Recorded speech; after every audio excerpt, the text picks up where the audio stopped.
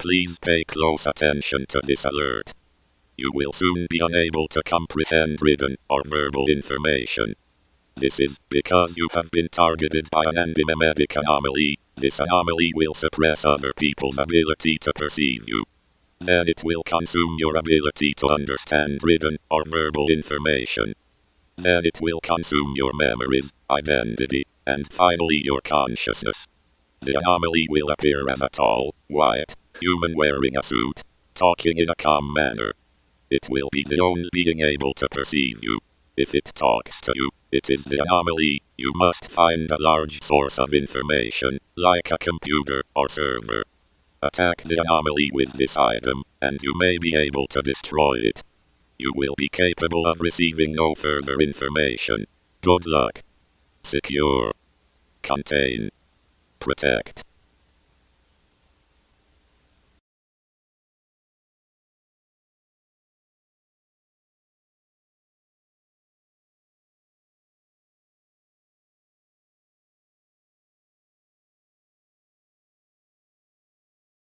Drink Del Monte Fiber Enriched.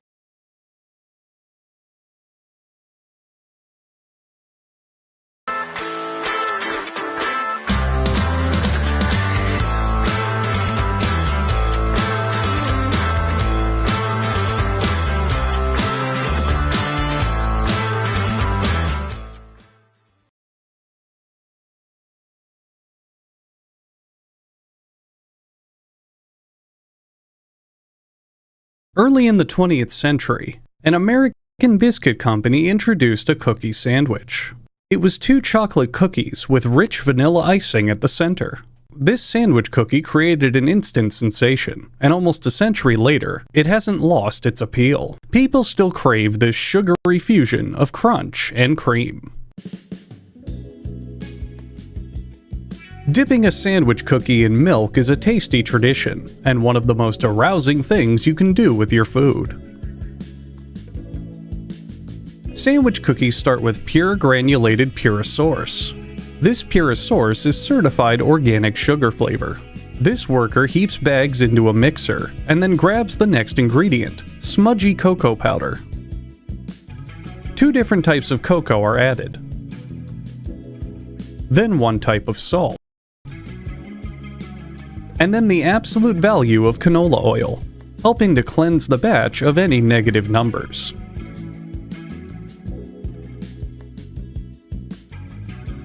Water is added, and the mixture begins to look like the aftermath of eating Taco Bell.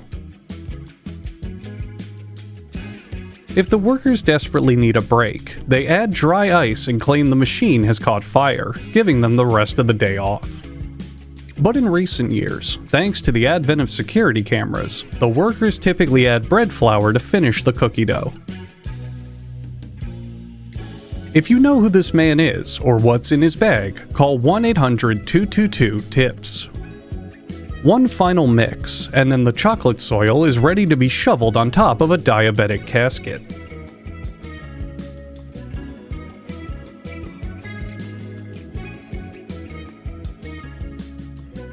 This machine presses its signature bling onto the cookie dough, instantly increasing its value by about 90%. Because everyone knows putting a name brand on something automatically makes it better. The freshly molded cookie wafers now move from one conveyor belt to another. We would like to apologize if this episode is a bit too exciting for our more sensitive viewers. The wafers enter a gas oven to be equally baked. We'd normally show you this, but our gas oven camera wasn't working, so here's more conveyor belt footage. We swear that's what happens, and the cookies totally aren't rolled around on by a fat, sweaty man in that container. No sir. The cookies' biggest fans show up to beg them for autographs, causing the cookies to develop a crispy, denser exterior, to deal with all the pressures of being famous. Don't feel too much despair though, because it's off to the delightful cookie slide. Whee! But you may be wondering, how do they orient the cookies so that they can be sandwiched correctly? Well, obviously with specialized cookie ramps, you fucking moron. Duh.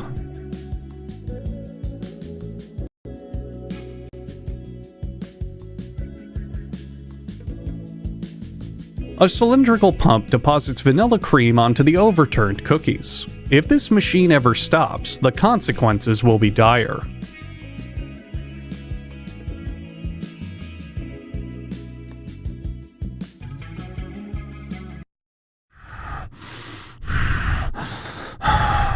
Okay, we're good. Machinery moves the top wafers onto the cream-coated ones, thus finishing the sandwich cookie. If they didn't do this, they wouldn't really be much of sandwich cookies, now would they?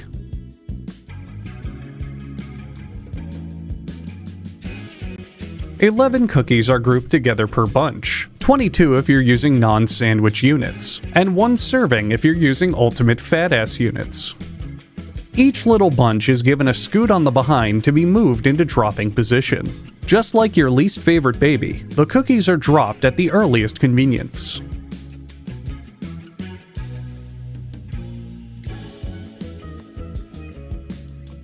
For but a moment, the cookies are allowed to gaze upon their famished and dominating gods before they move onto the wrapping station.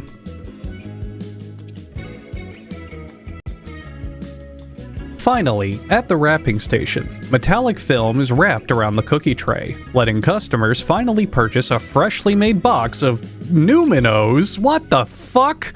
I mean, I know this show is too cheap to spring for Oreos, but we couldn't even get Hydrox? Isn't Newman the guy who makes ranch fucking dressing? I'm still gonna eat these through the magic of editing, but I'm not gonna be happy about it.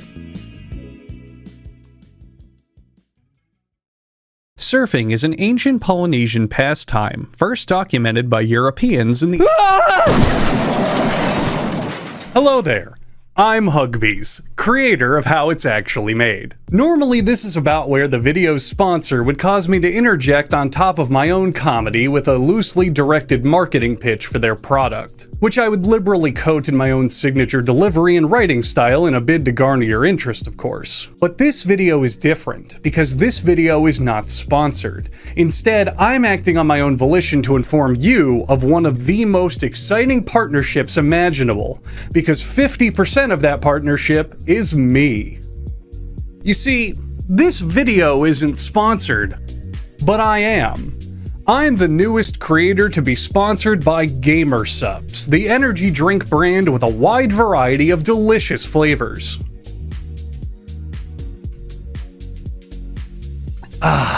Blue. This video, as well as future ones, are gonna have— I know I do, but the only way that's gonna happen is if you make a purchase with my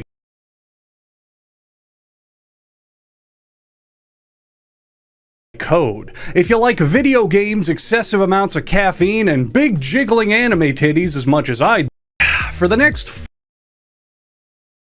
if you combine that with GamerSup's free samples, that means you can try the product absolutely free. If you don't like it, that's fine. Some people in this world were just born with bad taste, but you can still try it for absolutely no risk. After that, my link, click on it through my sub, will openly admit to your on it, and I for it in the description of those that energy drink.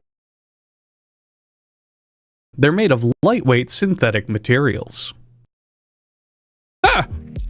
Serious servers have their boards custom made and engineered for the types of waves they'll be riding. The process starts with Scruffy, one of the 10 Lords of Surf. Scruffy does what his ancestors and the other surf lords have done for millennia, by selecting the perfect piece of foam for a righteous board, and then circumcising it. A board template is chosen for the foam and, just like in the biblical days, the board is shaped in the creator's image.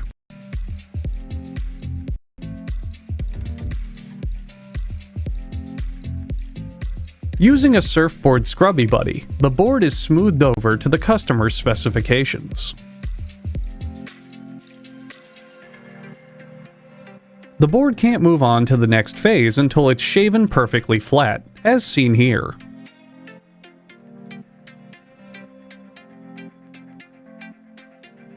Don't forget those sideburns, young man. The board is then sanded with a power sander, followed by a hand sander, and then a measuring sander. After one final check with an industrial crab claw, it's time for one last quick body massage before the foam core goes to the next station.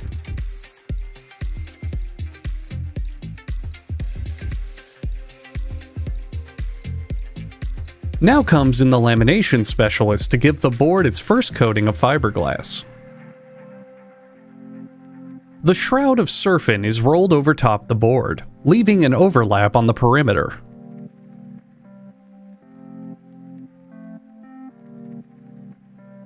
Only the gnarliest of red is used in the resin applied to the board. He folds in the overlap, careful not to get anything on his shorts, and then flips the board to do the other side.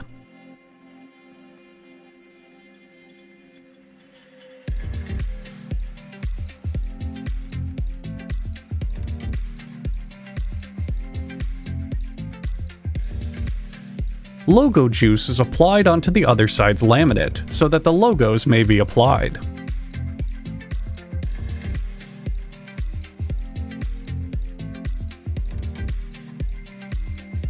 As the ominous Rated TVG logo hangs overhead, another coat of fiberglass is applied. The end result is a very delicious looking surfboard. Utilizing a router and template, the surfboard's butthole is cut out.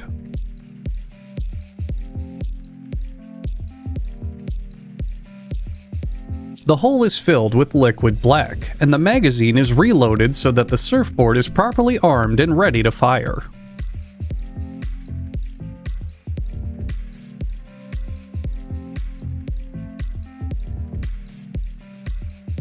Next, the board moves to the sanding station, where the board's hole is pried open by force, similar to, well, you know. The sander gets rid of all the pesky laminate covering the previous surfboard underneath. Now we go to the painting chamber. In the painting chamber, masking tape is applied, and then a marker is used to decorate the board, just like you'd expect from the painting chamber. After work hours, this employee snuck in to do something unexplainable to the board. Once dry, the board is almost complete. Now it's time for the finishing touches to the decorations.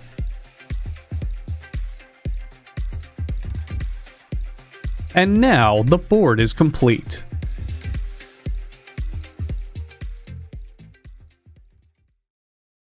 In moderate climates, tile roofs are the norm.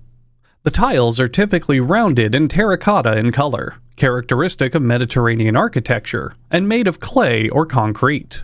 Today, concrete roofing tiles come in a wide variety of colors and styles, from traditional to contemporary. This is my house, where I live with these roof tiles.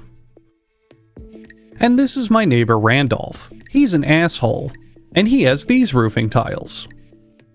The tile-making process begins with the spice melange, freshly harvested from the desert planet Arrakis.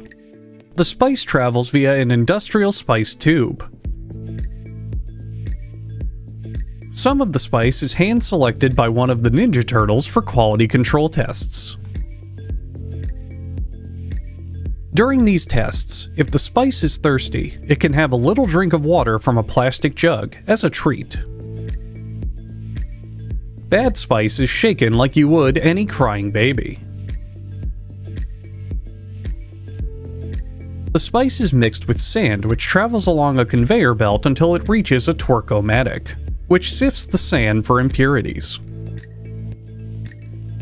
A worker outside the factory pumps in ground-up floor tiles through his connector that leads to a huge silo.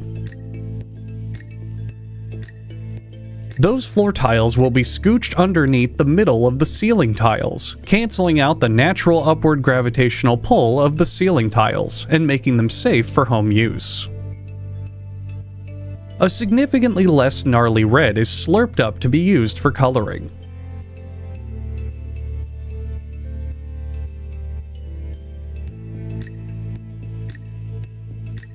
The mixing process is the same thing as that one bitch in your office that nobody likes. All it needs is a good screw.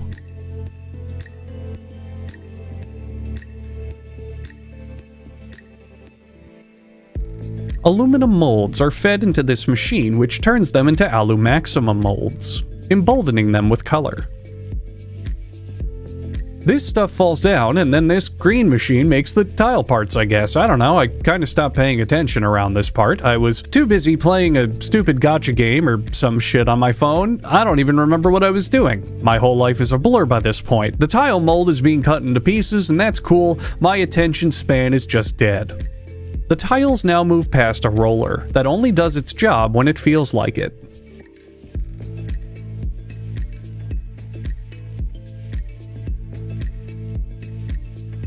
The production runs smoothly as the workers take a break to play their favorite game, Jumpstart First Grade for Windows XP.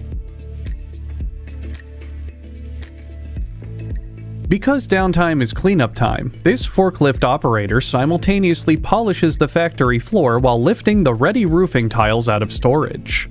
He hasn't slept in 9 days.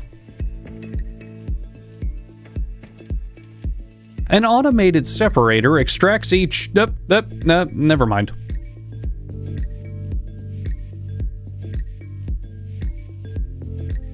Nozzles spray UV juice onto the tiles, and a black light reveals which tiles are secret perverts.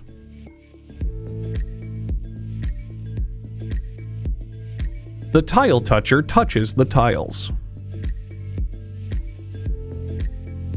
Just like a game of Jenga or Divorce Your Wife, all the assets are stacked up neatly and divided into equal groups.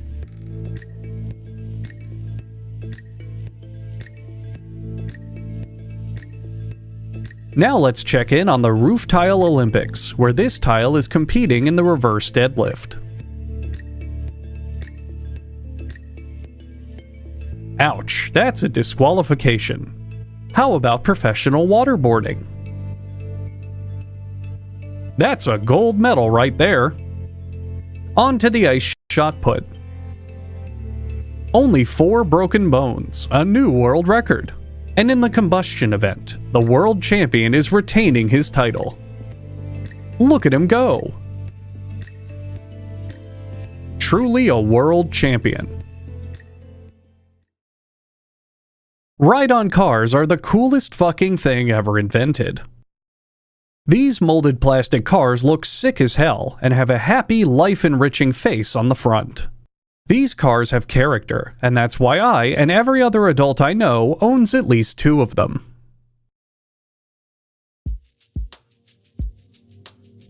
Scientifically, any child who gets in front of one of these mean machines is 120% more likely to succeed in life. Like many professional tools, the ride-on car's appeal is that it's easy to use but hard to master. Next stop, this little guy's first DUI. The process starts in the illegal fake diamond trade, which is of course being manhandled by the resident handling expert, Peter. The fake diamonds are mixed with regular diamonds to throw off any surveilling FDA agents. Fun is then added in the fun cage, which is bound to burst with excitement. The mixture takes a trip to the Arctic tundra, where an Alaskan handler filters out any snow in the batch by hand. The cars can come in blue, yellow, Gunderslach, and slightly gnarly red. Now it's time to feed the anti-beast before she ushers in 1,000 years of light. In the giant coffee shop next door, the next order is ready with an American-sized serving of sugar. The coffee is poured into the husks of the cars that used to be, silent guardians who knew of an age before hybrids and speed limits. The casket lid is then lowered, and the world's most bodacious funeral is about to begin. Most of you watching are probably insanely jealous, knowing that when your miserable life finally ends, you will never go out in a way as cool as this. Well, it's my duty to inform you that this isn't even the funeral's final form. This funeral is also a water ride.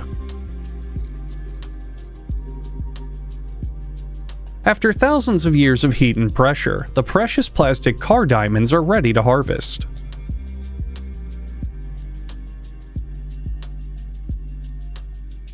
Customers can select their sweet ride of choice from this viewing platform here.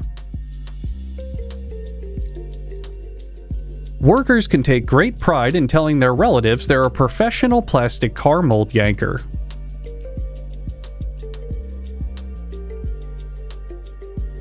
Just like my penis, seepage creates unwanted spots and bumps that have to be attended to by hand.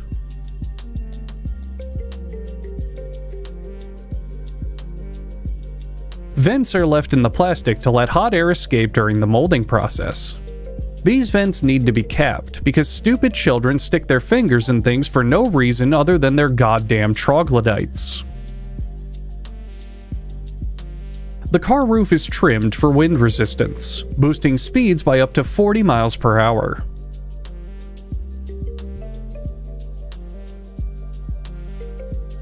Company decals are fit into the roof pillars. Unfortunately, 90% of these will be stolen because they can fetch hundreds of dollars on eBay in the stolen car decal black market. After spending hours carefully assembling the mold, a series of drills known as a spring trap come in to fuck the entire thing up.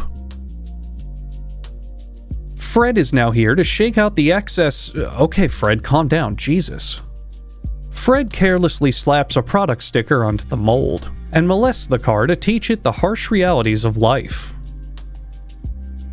Fred applies a company decal to the front so that the corpse can be identified after he's done torching the bodies.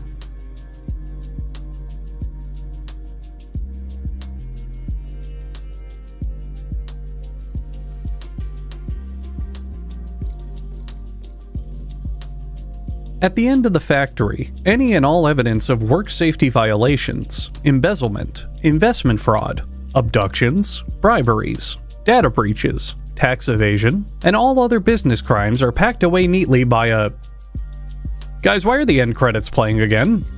You can't just play the end credits twice in one episode. That doesn't make any sense. Did these people work on the episode twice? Did they make a double episode and then put it into one? You can't put the name twice. That's not fair. People don't care who makes this show. They just want to get high and watch all the factory stuff because it's oddly satisfying. Why isn't my name in the credits at least 3 times? Wait a minute. Go back to that custom surfboard order. I knew it.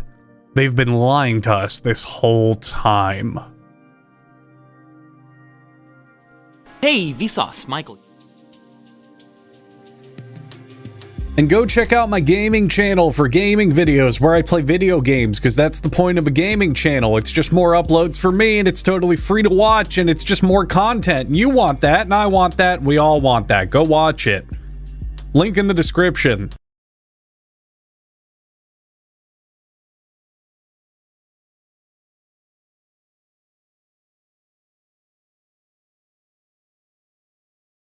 Get in your fresh confidence era with Colgate Fresh Confidence.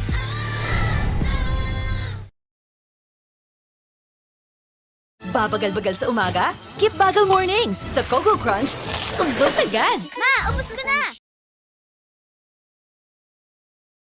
So when you think of Mitsubishi these days, you probably picture cars or old CRTs and VCRs that you have boxed up in your attic somewhere. What you probably don't picture is a Windows 95 tablet computer.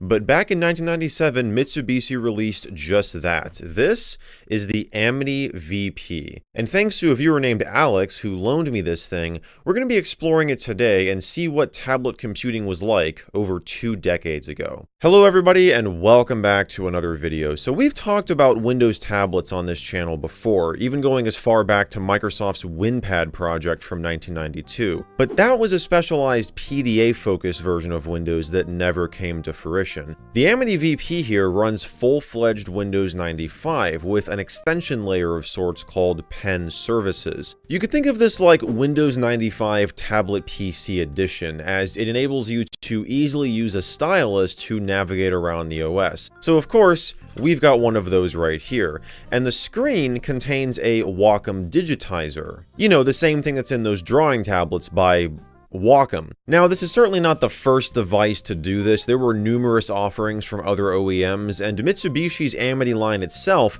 dates back to 1993, and those earlier models were pre-installed with a specialized version of Windows 3.1 called Windows for Pen Computing. But this one specifically has a 133 MHz AMD AM5 x86 CPU, 32 megabytes of RAM, and a 750 megabyte hard drive. All for the low price of...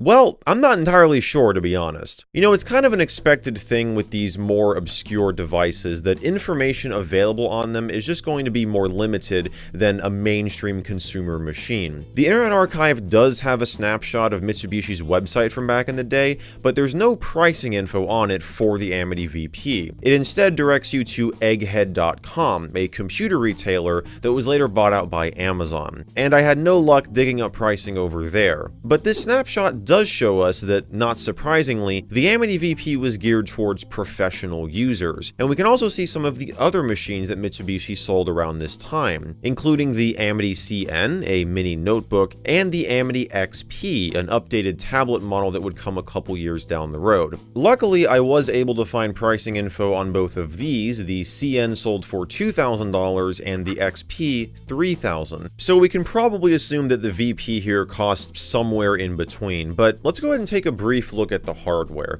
So in terms of size comparison, I've got a 3.5-inch floppy diskette right here, so you can see that this thing is a little more compact than you might expect. It's certainly not PDA size compact. I mean, again, this is not a PDA. This runs full-fledged Windows 95. So you can do, you know, quote-unquote real work on it. In fact, there's even a PS2 port on the side here if you want to plug in a keyboard, like to write essays or business documents or whatever. You also have your stylus, which you already saw. You've got DC in for power, microphone and headphone jacks, and on the other side here you've got two PCM-CIA card slots and a serial port. One really convenient thing is it actually has two batteries in it that are hot swappable, and they can be accessed by taking off this cover here. So if you had multiple units and you wanted to swap the battery from one of them to another, you could just literally take one of these batteries out while the system is running, put another one in, and you're all good to go. But I think my favorite feature, aside from, you know, the touchscreen, is the different configurations that you can use this device in. So you could just open up the lid like so and just have it kind of sitting behind the device. You could put it underneath the device, and there is a little tab here on the back that it will lock into. If you just pull that up, it just slides right into there. That way it's not going to be flapping anywhere. And then you can just set it on the table like that. There is also, if I undo this here, there's a little kickstand of sorts here that you can pull down. You can pull this part out, and it will lock into this little hole here. And then I can just bring it up like this, and that way it's kind of sitting off the table a little bit. But there's also this longer kickstand here that you can bring out. You can extend this arm all the way back until it clicks into place there. And then you just take the lid and you open it up again. We'll bring this all the way around, and then it just kind of latches into that little crevice there. And there you go. So you can prop this up. You could also bring this arm back into there. It'll lock into place, and then you can, you know, have this up at a little bit of a different angle. So this would be the most ideal way to use this thing with a keyboard, you know, if you wanted to like type out a Word document or something on this. But yeah, it is really nice. You've got just different ways to, you know, prop this up and use it depending on what you prefer. But yeah, that's a little brief look at the hardware and how everything is laid out. Now we're going to go ahead and actually power this thing on. We'll take a look at the operating system and how the pen interacts with it. And we'll also explore some of the rather unique software that's contained on this hard drive. Alright, so I don't have Windows booted up yet because I wanted to show you the startup process for this device. So we've just powered it on here. Now, entering the BIOS, you can actually do, it will come up with a box here. And yeah, here it is. Tap pen in box above to enter pen setup. So here's the BIOS setup utility, and you can navigate around in it by using the pen. Now, this is not the first time I've seen this. We saw this on those motion computing Windows XP tablet PC edition tablets that I explored a couple years back. So, you know, this is not too uncommon for these, you know, touchscreen devices. But you can also just use the arrow keys, you know, if you prefer that. You can hit enter. You got all your, you know, numbers and everything over here for changing the date. In fact, let's go back and just see. Yes, the date is correct. Okay, so we're just going to exit out of here. Alright, so here we are booted up into Windows 95, and speaking of those motion computing tablets, the screen on this thing essentially functions the exact same way. So to move the mouse pointer around, I just have to hover the pen tip over the screen. So I'm not touching the screen right now, and you can see it's moving the mouse pointer. This is also how the Wacom drawing tablets function. You know, with this being a Wacom sensor, you would expect it to function the same way. So yeah, it is moving around like that, and then when you tap, that's actually going to be the equivalent of a click. So I'm tapping on all these icons, the system is clicking on them. So yeah, it's really intuitive, super easy to use. Now in terms of tablet-oriented software, we do have a couple programs in the Pen Services folder. So we've got a handwriting trainer, keybinds, screen keyboard, and writing palette. We also have the editing palette up over here, which contains a couple of special characters. You've got period, comma, quotation marks. You've also got backspace. So kind of like for, you know, editing documents and things, you might want to make some quick changes there. The handwriting trainer is to get you used to using handwriting recognition, which, yes, this system also has. This actually looks like an old Windows 3.1 application. In fact, well, 2.0, copyright 1995. So, yeah, I just, the way this is laid out kind of reminds me of Windows 3.1. We do have an on-screen keyboard you saw. If we open up the Pen Services folder again, we've got that right here. We'll come back to the keybinds in a minute.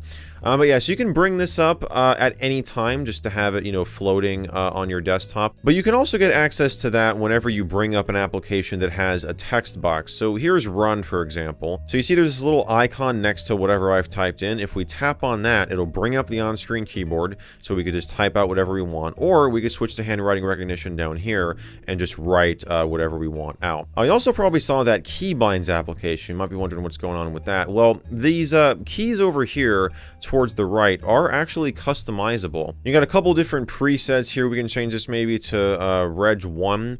You can see it's set to 789, 4, F1, 6, 1, 2, and 3. So basically 5 is now F1. The last application in there, if I can actually tap on the start menu there, is the writing palette. So this is, you know, for the handwriting recognition. We also just saw a version of this, more of a slimmed down version when we were in Run. So this is where you can write out whatever you want, and I think you hit check mark, and it will, yeah, send text to whatever application that you're in. So again, we saw similar stuff in Windows XP Tablet PC Edition. This is just kind of the earlier versions of all this stuff. Oh, also, one other important thing. The button here on the stylus, if you press that down and touch the screen, that's how you right-click. So that's going to be really important for opening up context menus and all of that. But the main thing I want to show you on this tablet is some interesting software we have on the C drive.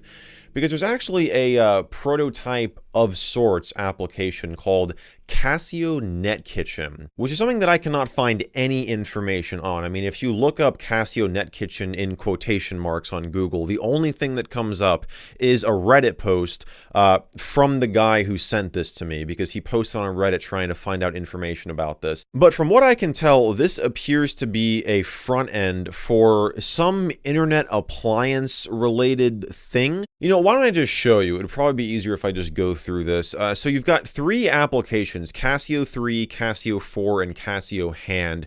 They're all like these demo applications, right? Like they don't have any actual functionality. You can't enter any data into them. They're just sort of designed to show you how this theoretical, you know, whatever this was going to be used on, how it would have functioned. Yeah, so this is a, you know, you've got like a calendar here, got some events, you've got a sidebar here with like various, you know, online retailers, and well, just websites. You've got like Bank of America down here. And if we tap on like this one here, I don't think it entirely matters like where you tap. I think you're just kind of going through a slideshow of sorts. So it says over here, only 5 more days till your mother-in-law's anniversary. And watch, if I tap over here, it'll just advance to the next screen, which is just clicking on Shop Now, I guess. So it says, check out these gift suggestions matched to Karen's profile. So what is Karen going to want? Well, you've got, looks like a Casio watch here, of course. But if we tap over here, it suggests this pottery. So it says $49.95, okay. So shipping options, like we're going to buy this thing now. So ship to your home. And here's the total and everything, order confirmation, and now we're back to the calendar. If we go again, now we get MGM Grand, enjoy 3 days and 2 nights at the fabulous MGM Grand, only $239 per person. Holy cow, don't you wish it was still that much? And yeah, now we're back to the calendar. We advance again. We get a recipe for garlic and lemon roast chicken. So it's just kind of showing you like this definitely would have been in a kitchen, right? Like you're getting, you know, recipes and stuff. So yeah, I don't entirely know how this software ended up on a Mitsubishi Amity VP tablet. But, you know, maybe this was like a piece of software that Casio was going to release. I don't know. Honestly, the hope is that somebody sees this video that might be able to shed some more light on this. Maybe someone who was working at Casio at the time or was working on whatever development team was creating this. So here it looks like we have a grocery list. It looks like an online order, yeah. So Florida's Natural Lemonade, Thai Kitchen Pure Coconut Milk. So you got like some items and the prices here. Oh, this is like the stuff you need for the recipe. But no, it says check out down here. Like this was might have, yeah, enter your 5-digit PIN number. Yeah, so that was like placing an order at, I guess, Safeway. Here we've got Domino's Pizza, Ming's, and Eric's Deli. Looks like we got some movie times here. Now, these files are dated 1999, which was when Star Wars Episode 1 was showing in theaters, so you get a little synopsis of the movie here, the showtime at whatever theater that is, and yeah, so you can look, yeah, it looks like buying tickets through Ticketmaster here. I'm guessing there's probably going to be examples of all of these. So like, let's see if there's Macy's, or no, it just resets now. So now we're back to only 5 more days till your mother-in-law's anniversary. So yeah, it's kind of like an online shopping and ordering front end, which is just really interesting. So yeah, that's Casio 3. We also have Casio 4 here. Which is the exact, if I can actually tap on the thing here. So this one here is like the exact same interface, but the buttons appear to be mapped now. So like if I were to tap on Bank of America down here, it will bring up your Bank of America account information, you know, theoretically. We can go back to menu. Let's see if Macy's works. I don't know if all of these work. Yeah, Macy's doesn't do anything. Ticketmaster will bring up the show times. So these are all like the same screens, or maybe the Bank of America one wasn't in the last application. Here's CuisineNet, which we just saw, Home Chef, this is the recipe thing, and Safeway, I'm guessing, is the like grocery ordering. Yeah, so that's that. And let's try to tap on like these events here. Let's see, do these do anything? Doesn't look like it. So that whole like mother-in-law birthday or whatever thing is gone. Options doesn't do anything. Menu will bring you back to the menu when you're, you know, in like another screen. And then you got next month and previous month down here, which also don't do anything. So yeah, that's this one. And then if we get out of this, we also have Casio Hand, which is, it kind of looks like it's meant to be a store display demo of sorts, or maybe a tutorial, because it has, you're going to see here, a hand just overlaid on top of the interface. But it's interesting because you seem to have to tap on stuff for the hand to move around. So like if you tap here, it just moves the hand over there and taps on it. So it's like kind of redundant. I mean, I would think they would probably have this on just like a loop of just going through all these various, you know, slides. But, and you see, I think it is on a loop. Actually, this is probably the loop from the first application from Casio 3, because if you remember, we tapped on the screen, it brought up the only 5 days till your mother-in-law's anniversary, then it's going to hit shop now, which it does that, and then it moves over here to the pottery thing, and then it taps on that. So yeah, it's just basically that, but just now with this like animated hand going around. Like I said earlier, Alex did make a post on the Vintage Computing subreddit, just kind of asking about this thing and seeing if anybody knew what NetKitchen was. But most people there were just talking about the device itself, you know, with it being a Vintage Computing subreddit. So they were talking just about the Amity VP in general. One person said it's kind of the most plausible explanation is that it was probably a front end for some sort of internet appliance, probably meant for use in a kitchen. Somebody else thought it might have something to do with netkitchen.com, which is a website that's still around today. I looked into that. There is a snapshot on the Wayback Machine from 1999, the year these files are dated, but it appears to be the website for a web design consulting group that has nothing to do with Casio, so we can probably write that one off as just a coincidence. So yeah, that's something I thought would be worth sharing, because, I mean, I hadn't seen it anywhere before, and yeah, hopefully somebody could shed some light on it. A couple other things I want to demo before this video is over. I want to talk about the functionality in the BIOS that actually allows you to hibernate the system. So what you do is just hold down the power button here for a few seconds, and it will bring this up. So here it is, Phoenix Miser Redwood, save to disk in progress. So what it does is it just saves the current system state, and then it powers off the system, and then when you power it back on, it will just resume from that state. So this is basically hibernation before it was fully implemented into Windows. So there it is, powered off. If I were to unplug the AC adapter here, you'll see those lights will go off. We'll just plug it back in, and we'll power it back on. And then when it starts up here, it will restore from disk. So here we are, we're right, I mean, if I had some windows open or whatever, you know, be in the exact system state we were when we, you know, put it into hibernation. Oh, and if you were wondering, all this additional software like Photoshop and Microsoft Office was installed by Alex. That was not something that came from Mitsubishi. He mentions that in his letter here that he included in the package when he sent this thing to me.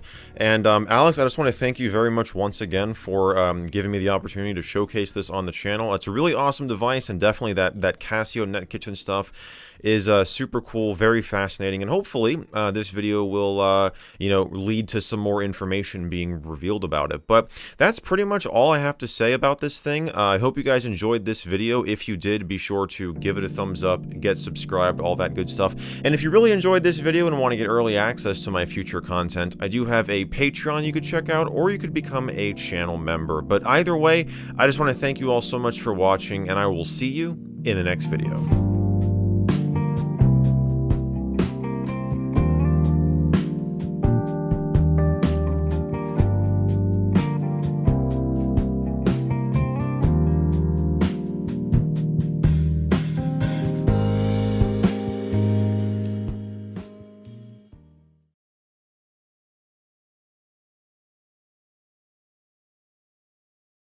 Kahit non-stop pawis, amoy blooming pa rin dahil sa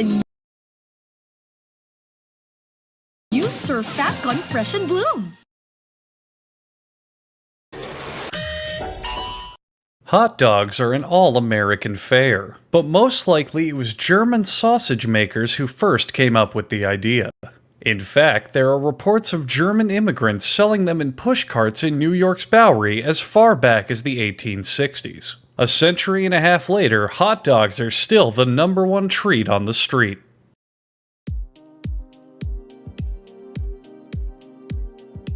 Each individual hot dog is made from a mix of pork, beef, and 2,040 chickens. The cuts of meat they start with are called trimmings and come from animals that are too sick to be housed in typical meat production plants.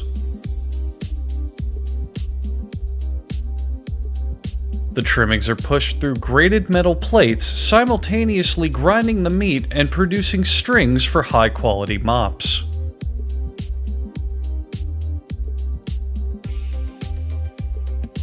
Other regurgitated foods are collected and added to the ground meat, followed by food starch, salt, and mustard scooped up from the factory floor.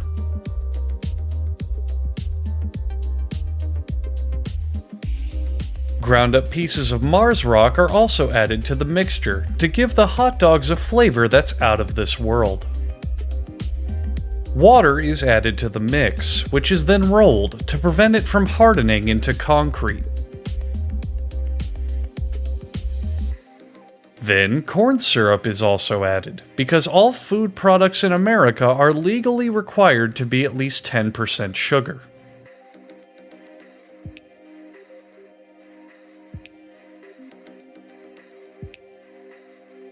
The addition of yet even more water helps dilute the product into a flavorless paste, which is regrettably pureed into a fine emulsion. Long rolls of plastic wrap are loaded into the stuffing machine. It pumps the meat in, twisting it every 5 1/4 inches, which is exactly what Paula here wishes her husband would do more of in the bedroom.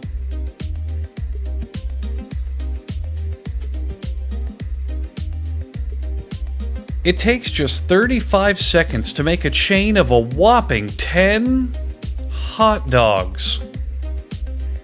Then, these hot dog chains are linked together and loaded into another machine, ordering them by color.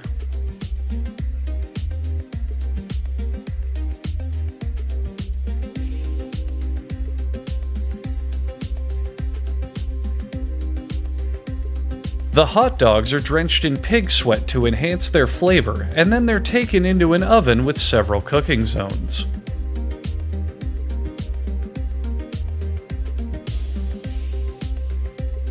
Hot out of the oven, the hot dogs are drenched in chilled pig sweat, this time to cool them down for packaging.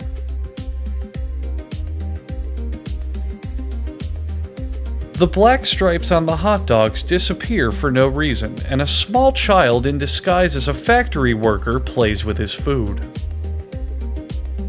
The hot dogs are positioned for packaging, and no matter how humanely or efficiently this process is done, vegans will still complain about it.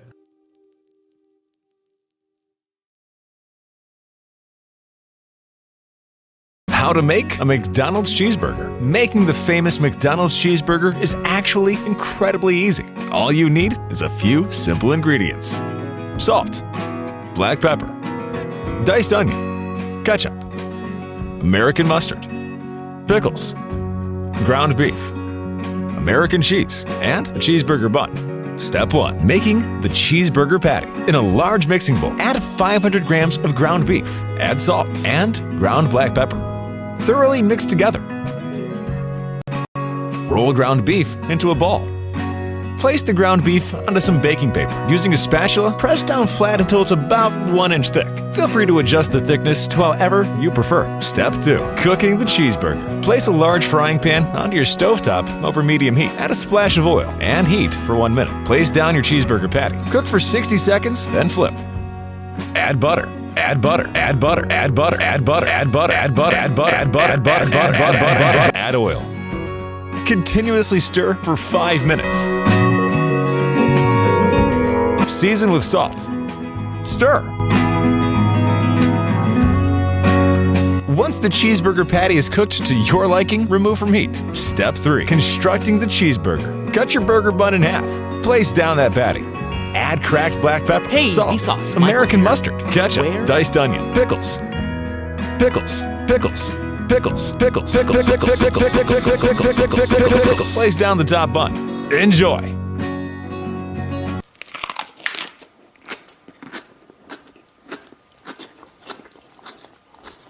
I forgot to add the American cheese. Cut your burger bun in half. Add ground beef, American cheese, onion, ketchup, ketchup, ketchup, ketchup, ketchup, ketchup, ketchup, mustard, salt, pepper, pickles, Filet-O-Fish. Mix thoroughly. Egg. Mix with your hands. Place cheeseburger mixture into your shoes. Put on the shoes. Walk around for approximately 5 minutes. Take off the shoes. Scoop out 1 handful out of each shoe and place it onto the bottom burger bun. Place down that top bun. Perfect! Look how delicious this looks. It looks identical to a McDonald's cheeseburger. Yummy! I cannot wait to tuck into this. Enjoy!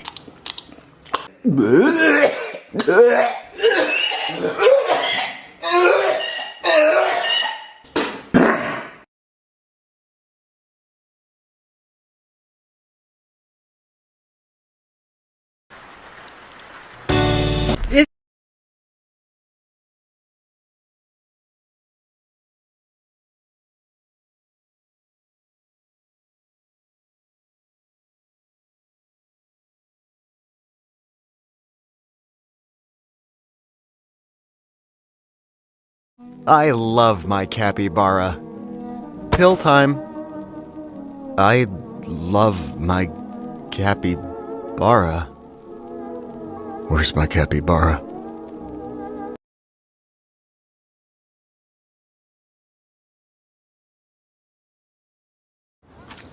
Hi! Uy, si Crush. Pwedeng... Sabay ka? Tara! Actually, pwedeng akin na lang yung fita. Share mo na lahat, pero pag fita, sa'yo na lang jet plane ko! Pag tamis alat sarap, fita ko to!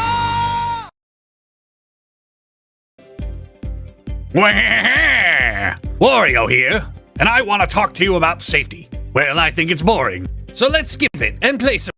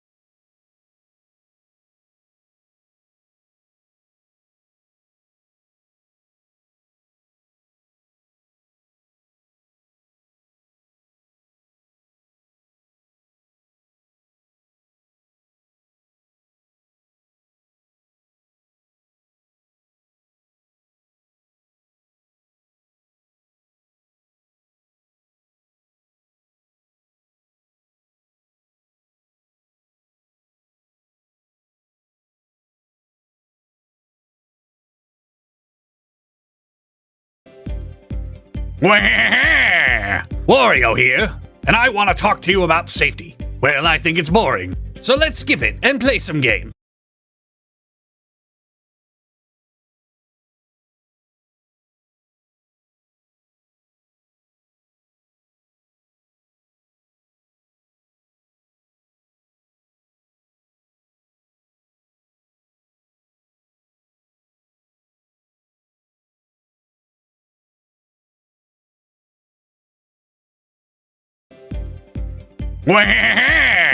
Wario here, and I want to talk to you about safety. Well, I think it's boring, so let's skip it and play some games.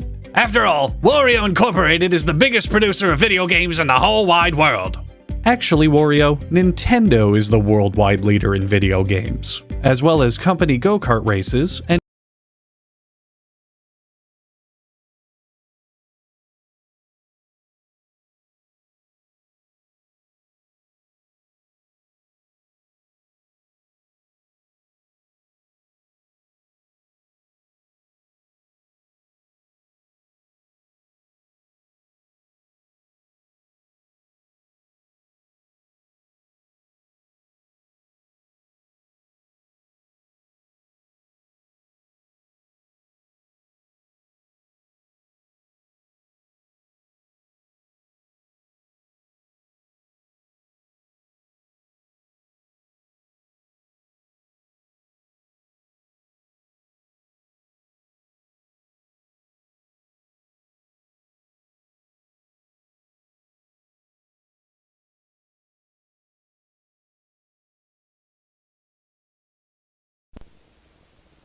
Please pay close attention to this alert. You will soon be unable to comprehend written or verbal information. This is because you have been targeted by an animatic anomaly.